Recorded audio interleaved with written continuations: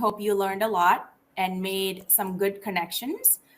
Good morning. My name is Api Appalingam. I'm the Deputy Director of Aviation Capital Development, and I oversee a multi-billion-dollar capital program tasked with making critical improvements and developing new infrastructure at both Philadelphia International and Northeast Philadelphia Airport through architectural, engineering, environmental planning, and sustainability projects.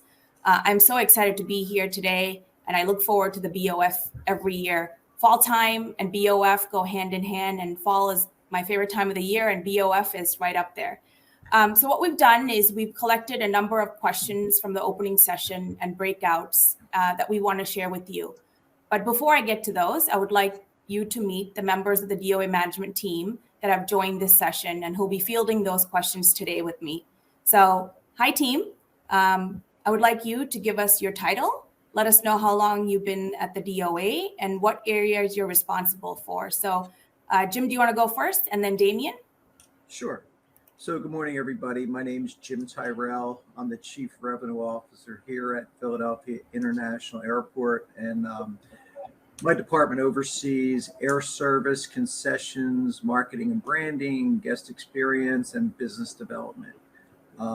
So I was born and raised in Philadelphia, about 2.5 miles from the airport. So I had the opportunity to see this facility from the very beginning. And I've also had the pleasure of working here for the past 35 years. So I've seen the facility not only double in size, but double in operations and quintuply increase in its economic impact to the region. So, so it's been a great time to be at the airport. I agree, Jim. I agree. Damien? Yeah, thanks, Api. Good morning, everybody. My name's Damien Areves. I'm the Chief Information Security Officer for the Philadelphia International Airport. I've been with the airport 4 years now. I head the cybersecurity department for the airport here and the Northeast Airport. And it's nice to be here with everyone. I think you and I probably joined around the same time. So I've been here 3.5 years. So both nice to be here with both of you. So, all right. So we're going to get to the questions. So as I'm looking through the question, I'll take the first question. So the question is, do you have to be pre-qualified or be on any special vendor list to bid contracts at the airport? Great question. And the answer is it depends on the bid. For example, we may pre-qualify bidders for some highly specialized work, but we may not for others. So it's really important to read the entire solicitation, no matter what you're bidding on, to look through the requirements of the project at both PHL and P&E are letting out. There's a great presentation on navigating city procurement websites, and hopefully somebody on the team here can put that link to the presentation in the chat, and I encourage you to take a look at it. It's about a 10-minute video that's really well narrated and goes through how to navigate the websites. All right, that was an easy one, I think. Next one is for you, Jim. What type of concessions or concession trends are in the works for airports in the next few years? Well, good question. So Philadelphia International right now is highly focused on increasing the experience of all of our guests, right? So we've always had a keen focus on providing local food, beverage opportunities. But even now, more importantly, we're very focused on providing those types of services that will help our guests have a more enjoyable experience at the airport. Like we opened an American Express Centurion Lounge several years ago.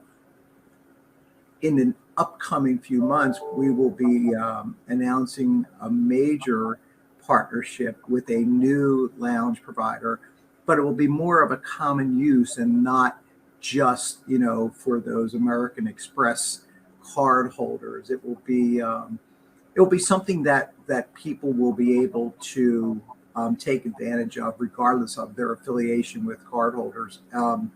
We also have a facility called Minute Suites, which is a place that provides small enclosed settings for people to rent by the hour to go and, either take a rest or perform business, have a Zoom meeting, for example. But we most recently upgraded that facility to include now showers. So now you can go there and rent a small suite for a couple hours, take a shower, get refreshed before you continue on in your journey. So it's things like that that we're looking to develop, really focusing on the guest experience opportunities here. Yeah. When you talk about minute suites, Jim, isn't it also we allow that space for lactation for moms as well for free, correct? Absolutely. Before we even had any of our lactation suites, the freestanding lactation suites, minute suites was always in that area where they would provide the opportunity for nursing mothers. Great. Thank you, Jim. Damien, the next one. So all of us have had experiences with cybersecurity professionally and personally. From a business opportunity perspective, what types of services in that space do airports typically buy? Yeah, I would probably group our cybersecurity purchases into two general buckets. One would be software, and the other bucket would be professional services. So software, that's the type of stuff we use to get our day-to-day job done. So things like antivirus purchases, our email spam filter. At the airport, we do an incredible amount of logging and analysis of those network logs. So we get that type of stuff done through software purchases. And the other bucket would be the professional services side of the house. So professional service engagements. We do a lot of our cyber work internally, but part of our strategy is to supplement that with outside and independent cybersecurity assessments. And we do that through professional services engagements. So we'll use firms that are experienced in things like IT, cyber risk assessments. We'll have firms do application security testing, and then something that in the industry we call network penetration testing, which tests for gaps in network security. So we'll put all of those out for professional service engagements. Right. All right, so there's been several questions about how to access the presentations from the breakout sessions and also the full list of attendees. Both of these will be provided on, so the answer is both of these will be provided on the PHL Forum 2022 webpage. For those of you that are attending today, you'll receive an email after the event giving you access to that information. So stay tuned. I know you want that list, so stay tuned. All right. So here's a question that I think all of us can answer.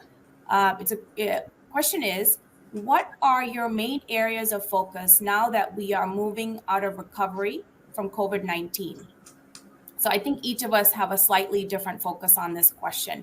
I'm going to ask Damien, since you went last time, to go first this time. So Damien, can you give us some insight into the main areas of focus, as well as how we pull out of the impacts of COVID-19? Yeah, so for us specifically in information security, coming out of COVID, I think just the understanding that we're in the new norm of remote work and the hybrid workspace. So we're spending a lot of effort right now ensuring that our remote users and our remote sessions are secured, as secure as if they were sitting at the desk here at the office. So there's definitely been a lot of spend on kind of converting some of our security solutions into tools that can extend our security to home offices and hotels and cafes and the like. Also, we've started noticing that the on-site in-person aviation conferences are starting to ramp up again. So where we were attending conferences remotely for the last few years, we're starting to see our workforce travel again, domestically and abroad. So that just kind of adds to the remote nature of making sure our devices are secure. Great. Yes, absolutely. I know all of us are starting to travel more. So that's great to see more folks coming through our airports. Jim, what about you? So from the business side of the house, I mean, we've been in kind of recovery mode for the past 2.5 years, right? Since the pandemic hit, we've been working with our existing stakeholders and partners, trying to keep them operational, and quite frankly, keep them in business. So now we're getting back to where we left off in 2019, right? So one of the things we were really focused on at that time, and I mentioned it previously, was the guest experience, right? Yep. Airports are keenly focused on that aspect of their business. So back in 2019, we stood up our guest experience team. It was a couple months right before the pandemic hit. So we're getting back to focus on that. We have transitioned to an all volunteer information program where we have over 100 volunteers now who come into the airport on a daily basis with the sole purpose of providing better and more timely information to all of our customers, helping them navigate the facility more easily. And again, everything focused on improving a person's experience when they're here at the airport. We all know that when people come to the airport, they kind of lose their minds a little bit because they're in a heightened state. And it's a kind of a stressful situation if you're not, traveling 2, 3, 4, 5 times a year. When you come to an airport, I mean, it provides stress, and the whole focus on our guest experience is to help reduce or relieve that stress. Absolutely. Absolutely. I think even as aviation professionals, I think when we go to not our home airport, right, I think we're stressed too. I know I'm looking at the signage and thinking, who did this? And then I think about our signage and what people might think. So from a capital development perspective, I think for us, as we move from recovery to resurgence, which I heard the chiefs mention this morning, to me, what that means is we're not just doing the right projects, but we're doing our projects right. So how do we do that? And for me, it's 3 things that I wanted to share today. Is we updated our professional services RFPs to include sustainability and resiliency. So big topic for me in terms of resurgence is sustainability. We updated our RFPs because we want to select vendors that are knowledgeable and bring the expertise in terms of sustainable design and construction practices. So we've been 2 years into our updated RFP selection process, and it's been really nice to see the gamut of proposals that we've received and how their different perspectives and the new perspectives that they bring to both PHL and P&E. The second thing is, and those of you that attended the professional services update breakout session heard that from my sustainability manager, Jessica Noon, is we updated our design standards earlier this year because we are focused on making our infrastructure a world-class facility with world-class passenger experience, as Jim was talking about. And to kind of wrap all of that up, and all the things that I'm not saying, and you may not have heard today, is we entered the Airport Carbon Accreditation Program last year. It's a global carbon management program that independently assesses and recognizes airports' effort to manage their carbon footprint. And I'm really proud to say that PHL was the first airport in Pennsylvania to enter the program and achieve level 1.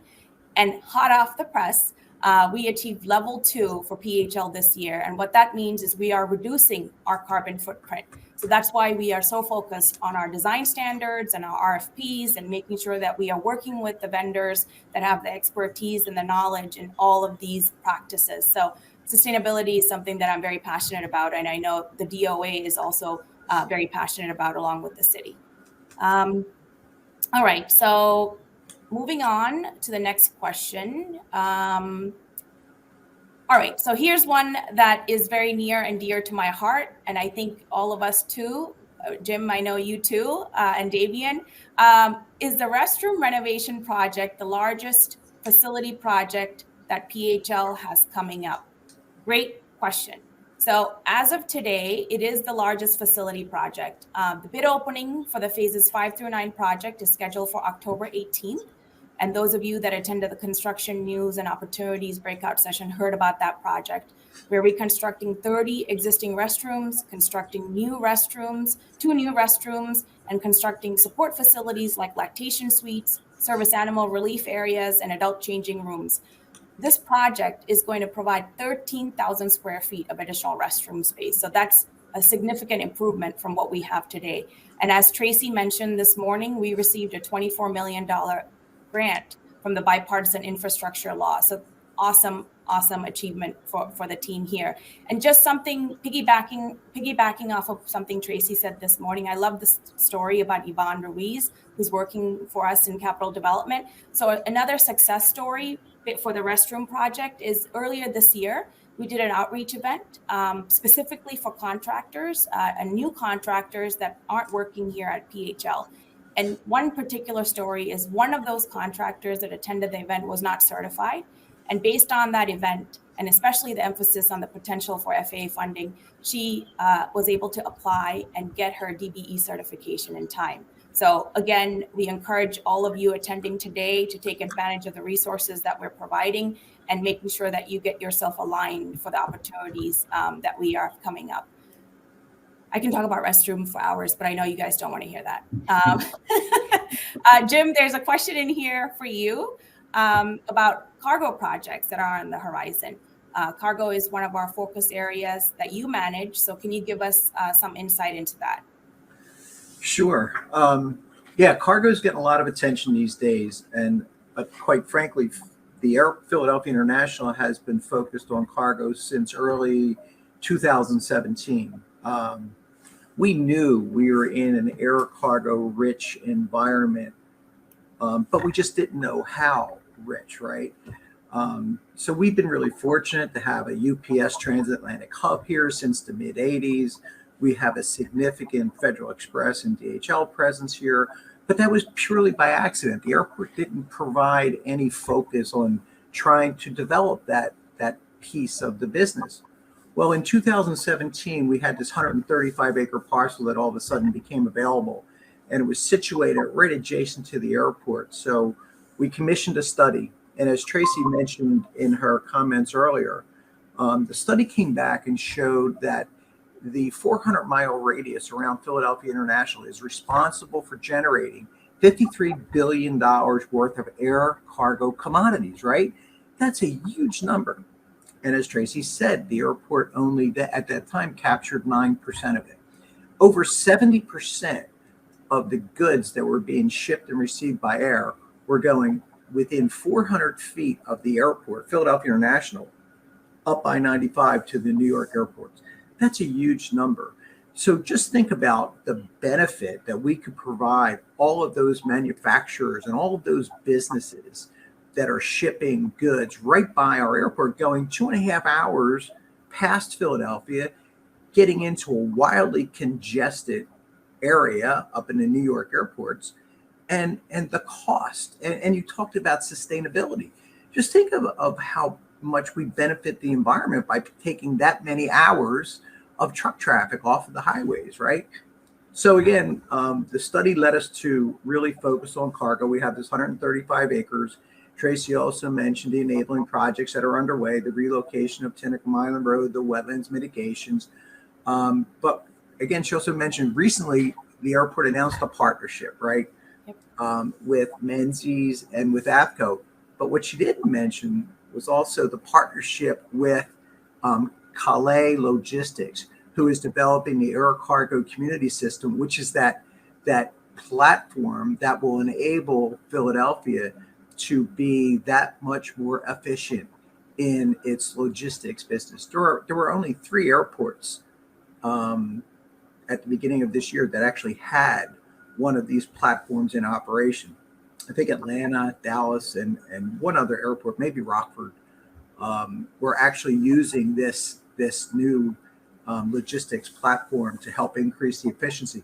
That's part of the key, right, to being able to attract all of this new cargo business, being able to do it in such an efficient manner where you link all of the logistics partners together, the federal agencies, the truck companies, the shippers, the airlines. So we are really excited, and we should be breaking ground on our newest cargo operation in the very not too distant future, while we then work on the long-term goal of developing that 135-acre site. And again, we think it's going to be a tremendous opportunity for all of the companies that operate in our region. Yeah. The passion for cargo comes through, Jim. I see it just like probably when I talk about restrooms and sustainability, but go cargo team. So we're at 10:55, and that really is all the time we have to take questions, because I know you all want to network. And I would like to thank my colleagues and now close out the session and let you all take advantage of the speed networking on the platform, keyword speed networking. So when I say the word, you can leave the session and navigate to the left of the page to the people icon. When you are in there, you will randomly meet other attendees, and for 1.5 minutes, and it might be me, which can be extended by both of you. It's really the fun part of the event. I enjoy doing this. This is the best part of the BOF networking.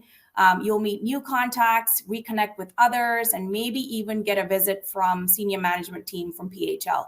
So on behalf of the DOA, thank you for spending a part of your day with us today. We hope you take advantage of all of the MedWeek activities next week. And with that said, enjoy your networking. Thanks, everybody. Take care.